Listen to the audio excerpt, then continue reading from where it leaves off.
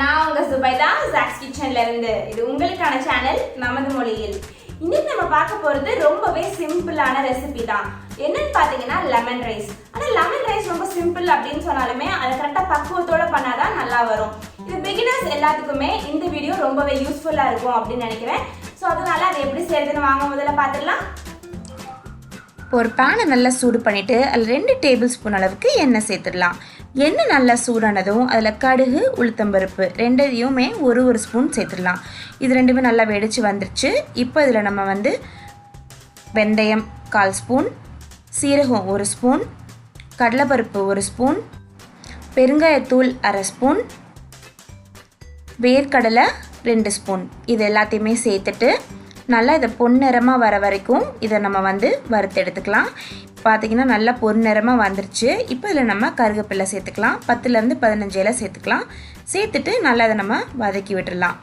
இப்போ இதில் ஒரு 1/2 ஸ்பூன் அளவுக்கு மஞ்சள் தூள், அப்புறம் எலும்புச்சம்பழத்துடைய சாறு பிழிஞ்சு எடுத்து வச்சுருக்கேன், அதையும் சேர்த்துடலாம். 2 டேபிள் ஸ்பூன் அளவுக்கு எலும்புச்சம்பழத்துடைய சாறு அதையும் இதில் சேர்த்துட்டு நல்லா அதை நம்ம குக் பண்ண விட்டுடலாம். மேலே எண்ணெய் வரணும், அதளவுக்கு இதை நல்லா குக் பண்ணணும். இல்லாட்டினா உங்களுக்கு ரைஸ் ரொம்ப தண்ணி ஆகிற மாதிரி இருக்கும், குழஞ்சு போயிடும், உதிரியாக வராது லெமன் ரைஸ். இப்போ பாருங்கள் நல்லா மேலே எண்ணெய் வந்துருச்சு. இப்போ இதில் சுவைக்கு ஏற்ப உப்பு சேர்த்துடலாம். லெமன் எல்லாமே ஊற்றி ரெடி பண்ணி வச்சுக்கிட்டாச்சு.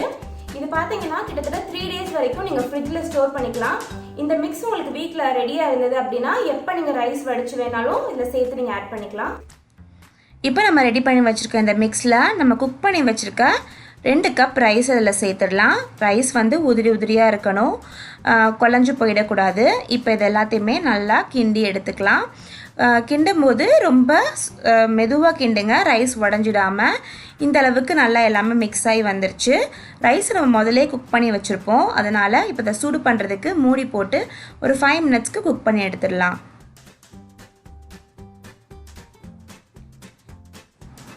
இப்போ 5 மினிட்ஸ் ஆயிடுச்சு. இதை நம்ம மூடி ஓப்பன் பண்ணிவிட்டு திரும்ப ஒரு வாட்டி நல்லா கிளறி விட்டுக்கலாம். பாருங்கள் எவ்வளோ தூரத்துக்கு நல்லா அது உதிரியாக இருக்குது அப்படின்னு சொல்லிட்டு. இது சூப்பராக சிம்பிளாக செஞ்சாச்சு. இந்த ரெசிபியை நீங்களும் வீட்டில் செஞ்சு என்ஜாய் பண்ணுங்கள்.